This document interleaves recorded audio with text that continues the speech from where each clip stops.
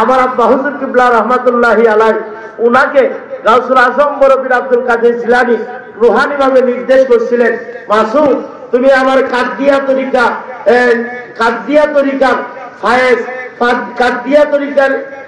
ফায়েজ তুমি ঢালাও ভাবে দাও, এমন ভাবে দাও যেন সারা বিশ্বে আমার যত ভক্ত মুরিদ আছে সকলের সিরাতে আল্লাহ পাক তোমারই ফায়েজ পৌঁছায় দিবে। তুমি কাদিয়া তরিকার ঢালাও ভাবে তোমাকে ইজাজত দেওয়া হলো। তুমি মনে রাখবা আসরের দিন তুমি তোমার অনেক মুরিদ চিনবা না, এবং তোমার মুরিদও যার সিনাতে তোমার ফায়েজ আছে তারাও তোমাকে চিনবে না। আমি আব্দুল কাদের জিলানী হাসরের দিন তোমার ওই সকল মুরিদদেরকে পরিচয় করাই দিব যে তোমার সিনার ফায়েজ তাদের সিনাতে। গাউসুল আজমের তরিকা, এই তরিকাটাকে আপনারা বিকৃত করবেন না।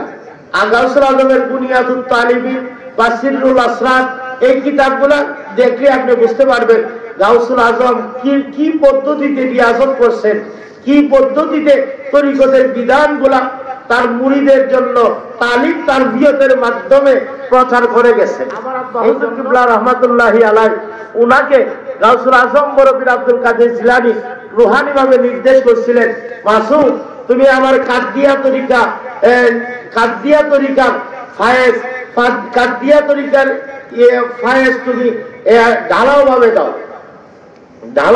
দাও, এমন ভাবে দাও যেন সারা বিশ্বে আমার যত ভক্ত মুরিদ আছে সকলের সিরাতে আল্লাহ পাক তোমারই ফায়েজ পৌঁছায় দিবে।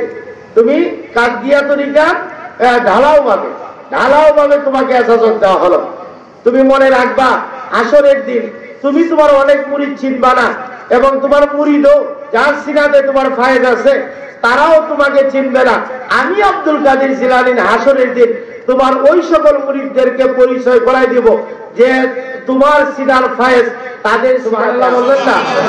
আমাদের হুজুর কেবলাকে আল্লাহ এমন ভাবে কবুল করে নিয়েছে।